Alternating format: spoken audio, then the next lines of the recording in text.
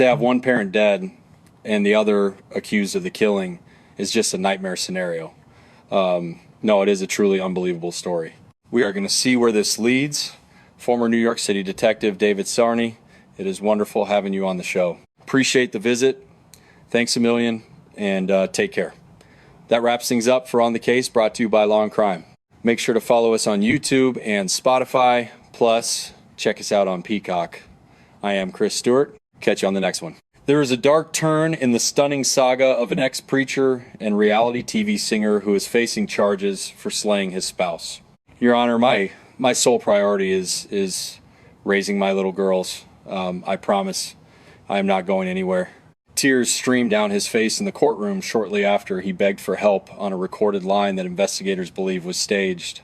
Detectives allege he manipulated the crime scene to make it look like an intruder was responsible. He insisted a home invader smashed his way in looking for trouble. Fresh details reveal evidence from the scene and a critical slip-up during his emergency call that tipped off federal agents.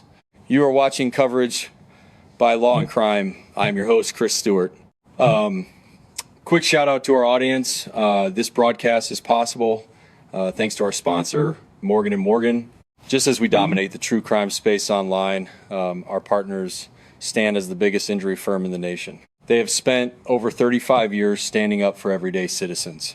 Having won back over $30 billion, their history of success speaks for itself. Retaining them gives you a legion of over 1,000 attorneys in 100 locations ready to go to war. That squad works tirelessly to ensure you get every penny you are owed.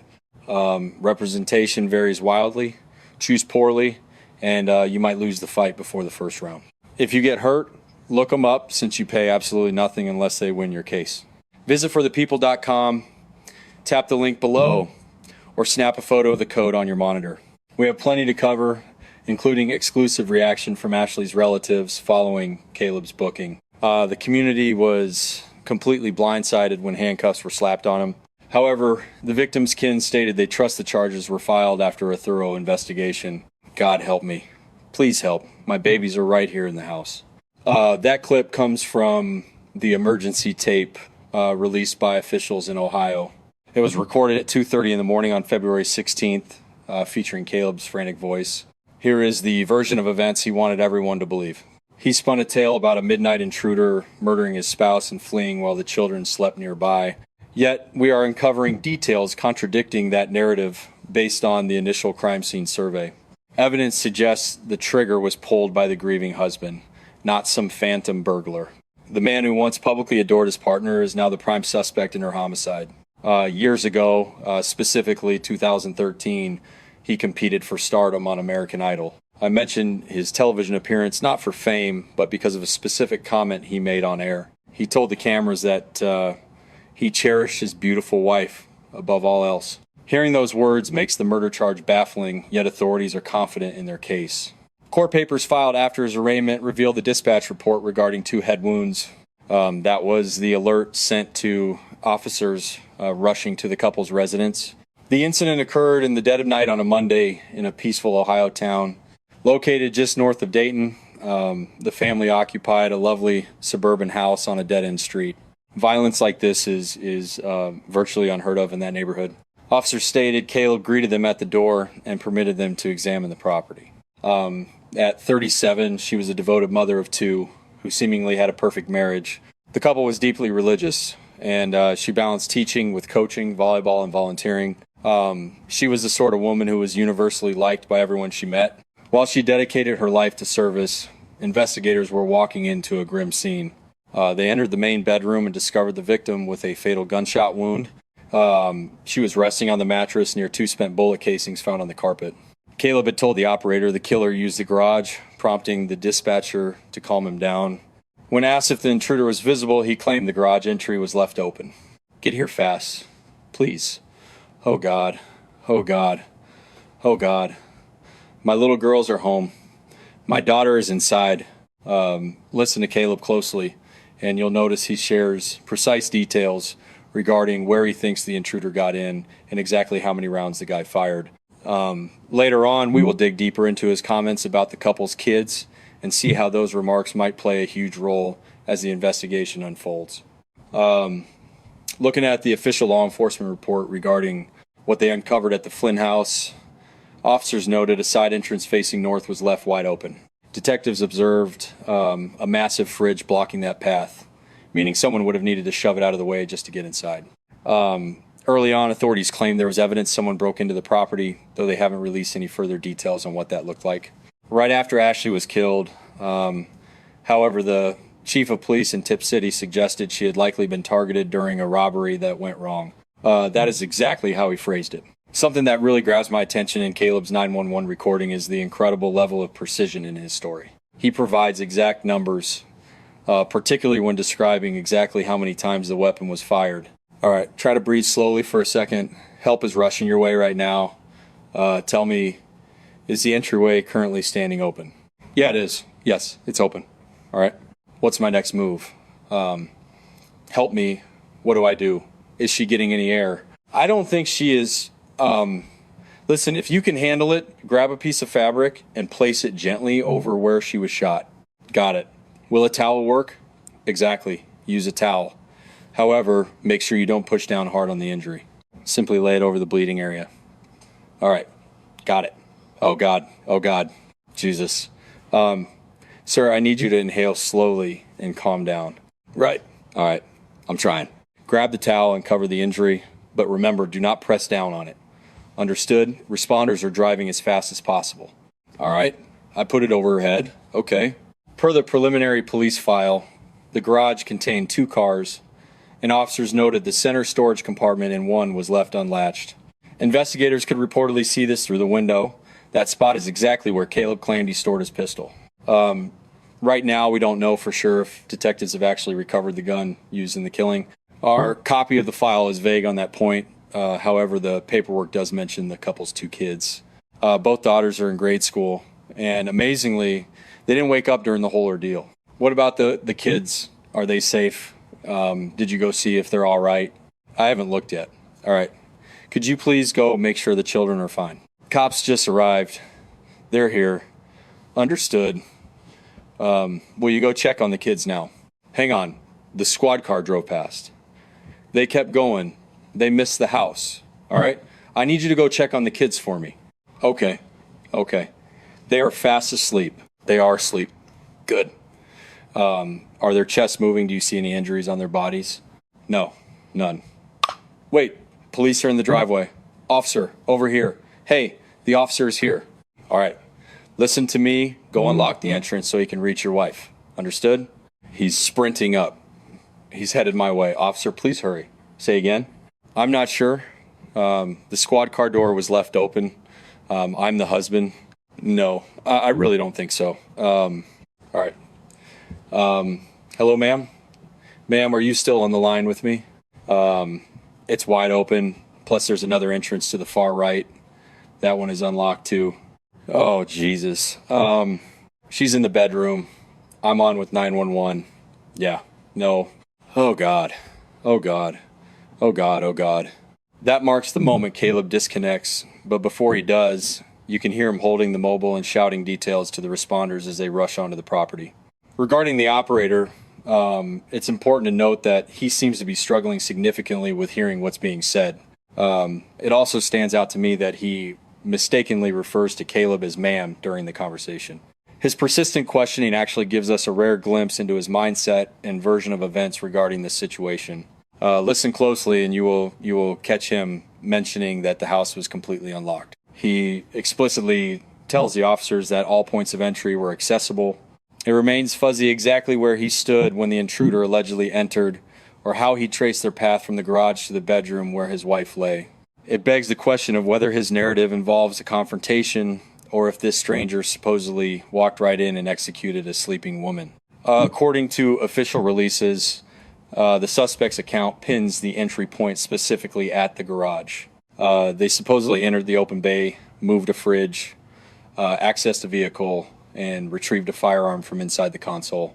Next, the narrative has them entering the residence and proceeding to the main suite to fire 2 shots at Ashley. Somehow, the couple's young daughters managed to slumber through the entire ordeal. Following the alleged escape, authorities swarmed the area and immediately launched surveillance drones. Canine units scoured the grounds for a scent, yet they turned up absolutely nothing. During the 3-day gap between the emergency call and the eventual arrest, the neighborhood rallied hard around the grieving husband. That reaction underscores the immense amount of faith the locals place in his character. Everyone saw a tragic figure, a sudden widower left alone to raise 2 motherless little girls. An online fundraiser appeared featuring a family portrait explicitly asking donors to keep the husband and daughters in their prayers. Nobody was looking at Caleb sideways in the beginning. He was considered a victim. Everyone wondered who would commit such a heinous home invasion, but the fundraiser has since scrubbed all mentions and images of the husband. That campaign is now strictly for the children's benefit and has pulled in over $115,000. Investigators initially framed the homicide as a tragic outcome of a break-in gone wrong. However, the narrative flipped 48 hours later when the local chief, backed by the FBI, labeled it a targeted hit. They also reassured the wider community that there was no active threat to their safety. Friends had organized a public remembrance for Sunday, February 22nd, at their former church. Once the handcuffs went on Caleb, the church leadership immediately scrapped those plans. They announced that the relatives requested a closed, invitation-only gathering to mourn Ashley privately. Faith was central to their lives, as they were both alumni of the same Christian university down in Tennessee. That is likely where their paths crossed before they took jobs in ministry, with her teaching and him playing music. You really cannot exaggerate the absolute disbelief their circle felt when Caleb was named the prime suspect. We tracked down a social media post from a mutual acquaintance written right after the initial burglary report broke. It expressed a desire for the killer to burn, while noting that Ashley herself would have chosen forgiveness and prayer. That was the depth of her faith, though the writer admitted they had not reached that level of grace yet. While official channels have not released a motive, the rumor mill is spinning at full speed. People are struggling to understand why anyone would hold a grudge against such a woman. The burning question is why her spouse would want her gone. Drawing immediate comparisons to the infamous Scott Peterson saga, that tragedy involved a pregnant wife in 2002 and gripped the entire nation. It remains a staple of true crime discussions, especially after her remains were discovered in 2003. The state claimed he wanted a clean slate to pursue a romance with his mistress. Conversely, his legal team insisted that authorities ignored reports of thieves operating in the neighborhood. To this day, there are voices maintaining that justice got it wrong in that courtroom. Circling back, we are still in the dark regarding the state of the Flynn marriage or why this happened. The accused has retained counsel and addressed the public following his initial arraignment. Listen to this snippet from the hearing where the magistrate offered him a chance to speak. Your Honor, my only concern is looking after my little girls. He claimed he was not a flight risk, but the judge slammed down a $2 million cash bail. Even if he manages to scrape that money together, he is strictly forbidden from seeing his children. While the children stay with relatives, he has formally pleaded not guilty to felony murder, assault, and evidence tampering charges. Speaking to reporters, the defense lawyer stated, Caleb Flynn formally declared his innocence today and is eager to fight the charges in court. We feel frustrated and worried about the quick turnaround and what looks like a rush to close this file. Whenever investigators hit a wall and just target the husband, the risk of jailing an innocent person skyrockets. Meanwhile, the victim's relatives released a public response shortly after the suspect was taken into custody. Close contact shared on social media that they won't be talking to the press and need some space right now. The post continued by describing just how broken and devastated the entire group feels. She was a bright spark in our lives, and we're struggling to cope. We trust the police didn't act without good reason. After talking with local and federal agents, we're confident they followed the rules and are handling this correctly. Please respect our need for solitude while we try to process this incredibly difficult ordeal. We are leaning heavily on our spiritual beliefs, exactly the way she always used to do. The initial court date is February 23rd. Here to discuss the details is former investigator David Sarney. It is always a pleasure to have you back on the program with us. Hearing that emergency recording, which we rarely obtain this quickly, really paints a vivid picture for us. Listening to his words on the line, what jumps out at you from a detective's perspective? Thanks for the invite, and I'll say this much right off the bat. In situations like this, You constantly review the emergency tapes to check if they align with later testimonies. You compare it to what they tell you face to face at the crime scene, especially since he was right there. Being inside the house during the gunfire raises several red flags that are hard to ignore. First, he claims the children slept through it all, yet he specifically mentions 2 shots to her head. For someone panicking over the bleeding, it's odd he recalled the exact number of bullet holes. That detail really grabs my attention, and whenever I analyze these recordings, I focus heavily on the phrasing. We basically attempt to correlate his words with the behavior he describes during interrogation. If the stories align, great, but you still have to investigate every angle regardless. It really boils down to analyzing the call itself. I've listened to countless examples where the injured person dials in. Sometimes it's the killer on the line, and your job is to distinguish between the two. His comments regarding the heavy bleeding versus the specific injuries were definitely suspicious. I have to give credit to the dispatcher, who handled the situation incredibly well from the start. She maintained the connection, kept the dialogue flowing, and managed to pull crucial details out of him. There were times when the husband seemed annoyed by the inquiries the dispatcher was making. That's a huge tell. Your spouse is dying right there, yet you're getting angry at the person trying to help. The narrative about the children just didn't add up. Specifically, the part about them being asleep. He checks on them, moves through the home, and somehow notices the garage is unsecure. If the attack was sudden, how would he even be aware that the door was left up? These discrepancies matter because later interviews will pinpoint his exact location during the event. His behavior on the line feels like a performance, acting overly distraught to sell the story. Does that actually happen? True, everyone reacts differently, but knowing the precise number of headshots is highly irregular. His irritation with the dispatcher and his unclear movements during the crime are major red flags. He claims he's in the room with her dying body, apparently making physical contact. He insists the children are asleep, yet he can't seem to recall if he checked on them or stayed there. In such a silent area, it's hard to believe he could move around without waking them. Especially with 2 loud blasts going off, you have to wonder how close their room was to the shooting. Detectives constantly analyze these factors whenever we review emergency recordings like this one. The bit that caught my ear initially was his confusion about the children, though I suppose it could be honest. Time will tell, but for now, he's the one facing charges. Everyone is entitled to the presumption of innocence until the gavel drops, and his lawyer will certainly fight tooth and nail for him. His version of events is that an intruder barged into the master's suite while his wife was sleeping, then vanished into thin air, yet he admits he never once checked on the children. Imagine a total stranger breaking into your sanctuary and taking the life of your significant other. It is mind-boggling to think you would not sprint to the kids' room, especially when you have no clue where the killer is hiding. He mentioned 0 visual contact with the perpetrator, leaving glaring inconsistencies that his legal team will have a nightmare trying to explain away in court. Another massive piece of this puzzle is this specific location where the attack went down. When the news first broke, most of us assumed she might have gone downstairs to investigate a noise and surprised a thief. The early reports suggested she might have been grabbing a midnight glass of water and stumbled upon an intruder. While every crime scene has its own distinct signature, making statistical comparisons is always tricky. But finding her shot to death right there in her own bed really contradicts the typical random burglary narrative. That scenario is incredibly rare and just does not pass the smell test. From my experience working these files, nighttime break-ins are the deadliest variety, specifically because a face-to-face encounter is almost guaranteed. The odds of running into the homeowners skyrocket when everyone is inside sleeping. Everything hinges on one critical detail, pinpointing exactly where the husband was standing when the trigger was pulled.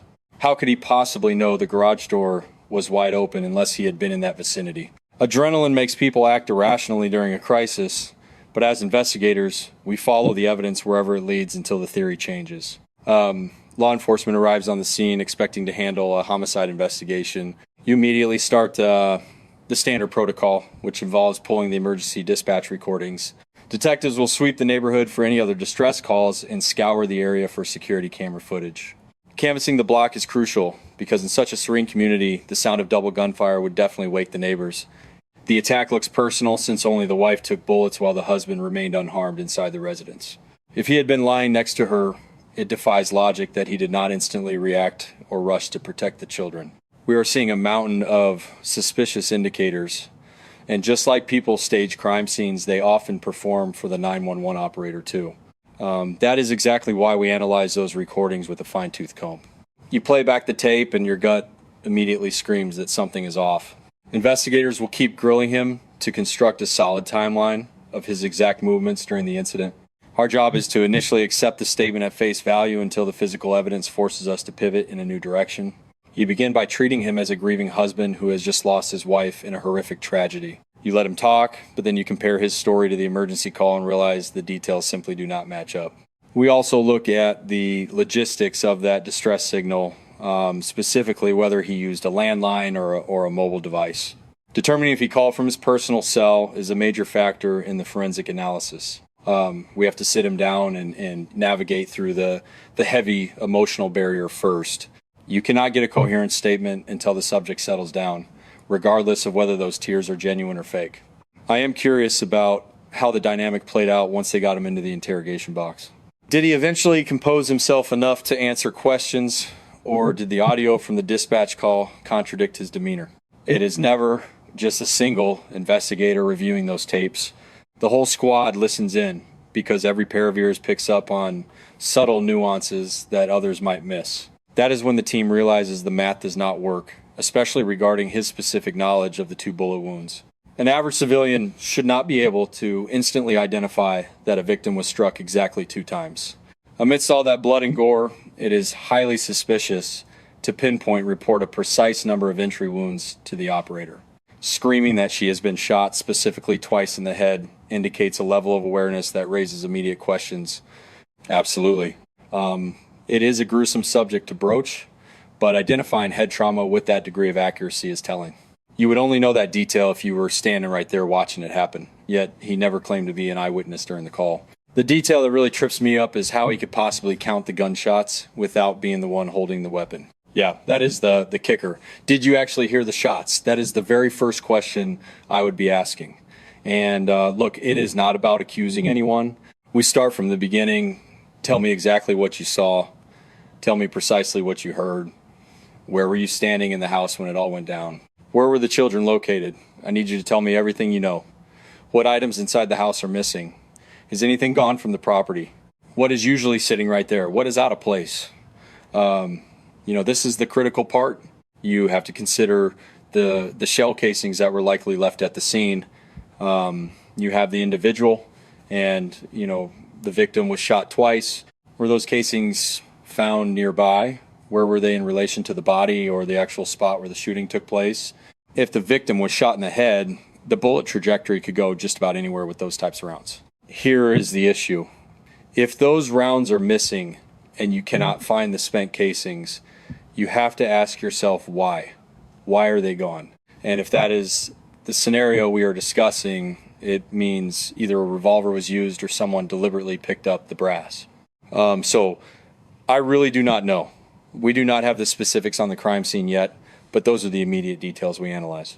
If the casings are actually there, that is obviously a major piece of probative evidence.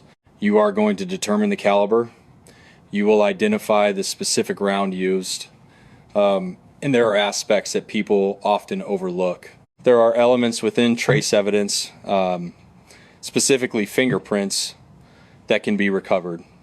And is there a chance regarding the things you are thinking about regarding those shell casings? Not only is it the round, does that shell casing have something forensic on it? Specifically a latent fingerprint.